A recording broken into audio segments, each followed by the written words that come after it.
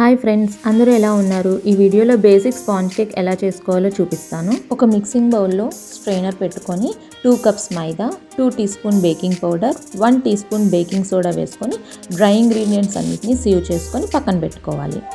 బ్లెండర్లో 1 cup sugar, 1 cup oil, 1 cup curd, 2 teaspoon vanilla essence వేసుకొని స్మూత్గా blend చేసుకోవాలి.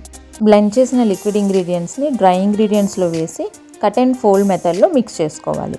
ఈ మిక్సింగ్ కూడా ఓవర్గా చేయకూడదు. మిక్సింగ్ ఎక్కువైతే కనుక కేక్ హార్డ్గా వస్తుంది. So just dry and liquid ingredients కలిసేలాగా మిక్స్ చేస్తే సరిపోతుంది. తర్వాత కన్సిస్టెన్సీ కోసం ఒక 2/3 కప్ మిల్క్ వేసుకొని బ్యాటర్ని కలుపుకోవాలి. కన్సిస్టెన్సీ అనేది రిబ్బన్ కన్సిస్టెన్సీలో రావాలి. కేక్ టిన్స్ని ఆయిల్తో గ్రీస్ చేసి పెట్టుకున్నాను. అలాగే దీనికి మైదా డస్టింగ్ కూడా చేసుకోవచ్చు, నేనైతే చేయట్లేదు. తర్వాత ప్రిపేర్ చేసుకున్న బ్యాటర్ని సగానికంటే కొంచెం ఎక్కువగా వేసుకున్నాను. పొంగుతుంది కాబట్టి సగం కంటే కొంచెం ఎక్కువ వేసుకుంటే సరిపోతుంది.